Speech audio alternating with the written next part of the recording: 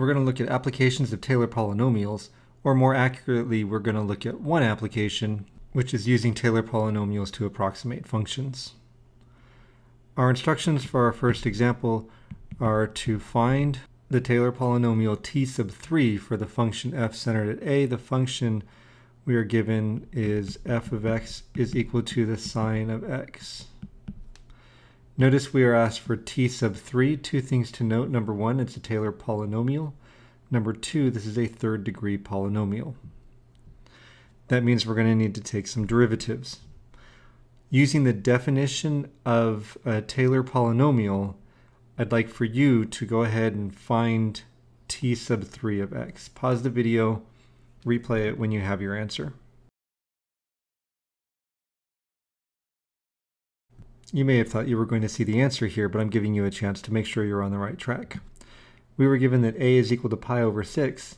Our first four derivatives are listed here, and I'm considering n equals 0, n equals 1, n equals 2, and we're going to go up to n equals 3 because we were asked for t sub 3. So our derivatives are f prime is cosine of x, f double prime is negative sine of x, f triple prime is negative cosine of x. And then those derivatives evaluated at pi over 6 are, well, for the function itself, 1/2, and then for the derivatives, square root of 3 over 2, negative 1/2, and negative square root of 3 over 2. Now that we know that we're on the right track, if you haven't finished the problem, please go ahead and do so.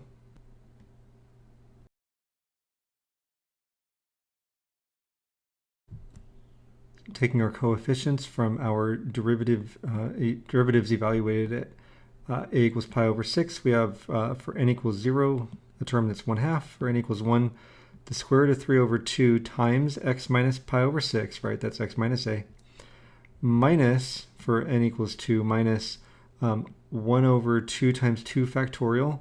So the 2 is coming from the fact that it was 1/2. The factorial is coming from our c sub I expression that we saw in a previous section, times the quantity of x minus pi over 6 squared, minus, for n equals 3, the square root of 3 over 2 divided by 3 factorial times x minus pi over 6 cubed.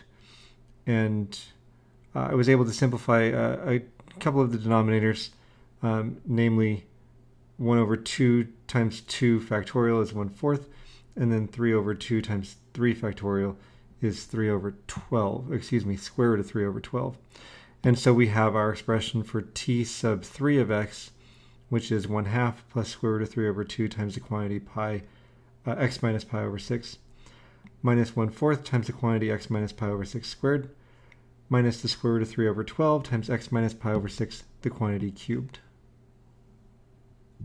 Notice it is a polynomial. All of the variables exist as factors that have whole number exponents, and there's no sine function, no cosine function, or anything like that. So that we can get a picture of what we've done, I'm going to show you a graph. Here we have two graphs. One of them is y equals the sine of x, and that's the one that's in gray, and as we can see, it's periodic, and we'll keep going on left and right. The other one is what we just computed, t sub 3, and it's a third degree polynomial, and so it goes up in the third quadrant and down, up in the second quadrant and then down in the fourth quadrant. But then we see that near our value of a, which is near pi over 6 is a little around 1/2, we can see pretty good agreement between the sine function and our t sub 3 Taylor polynomial. Next, same instructions. Our function is e to the negative x times the sine of x, centered at a equals 0, so this is actually going to be a Maclaurin series, but we're still asked to find t sub 3. Please pause the video and go ahead and do that. This time I won't do the comprehension check in the middle.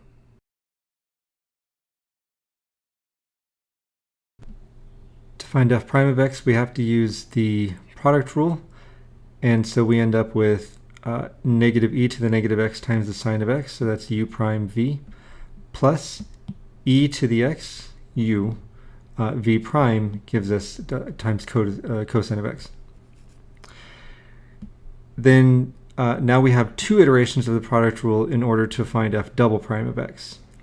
And that's going to, for the first term, negative e to the negative x times the sine of x, we end up with e to the negative x sine of x minus e to the negative x cosine of x, applying the product rule. For the second term from f prime, we have e to the negative x cosine of x, and that gives us e to the negative x cosine of x minus e to the negative x sine of x. We can see that the e to the negative x sine of x is going to subtract out, leaving us with two factors of negative e to the x cosine, e to the negative x cosine of x. For the n equals 3 term, that's the third derivative, we're back to one iteration of the product rule, and so we have f triple prime of x is equal to 2e to the negative x cosine of x plus 2e to the negative x sine of x. Evaluating each of these at a equals 0, f of 0 is 0, f of prime of 0 is 1, f double prime of 0 is negative 2, f triple prime of 0 is 2. Note, we were not asked for a certain number of non-zero terms, we were asked for t sub 3, and so the fact that f of 0 is not a problem for our work. Putting together these coefficients, we have, in the case that n is equal to 0, a term of 0. For n equals 1, we have 1 times x minus 0. We, of course, don't have to write the x minus 0. I just wanted you to see this as x minus a. In the case where n equals 2, we have 2 over 2 factorial times x squared. And in the case where n is equal to 3, we, of course, have 2 over 3 factorial x minus 0, if you will, to the third power, so that t sub n becomes x minus x squared plus 1/3 x cubed. And again, we can see what this looks like graphically. And here we have the graph of y equals e to the negative x times the sine of x. And that's in gray here, asymptotic with the positive x-axis. There's more of the graph over here on the left, but we're really not concerned about that. We were centered around 0. And then we have our third degree Taylor polynomial t sub 3. And what we can see is, on an interval around 0, the two graphs agree pretty closely.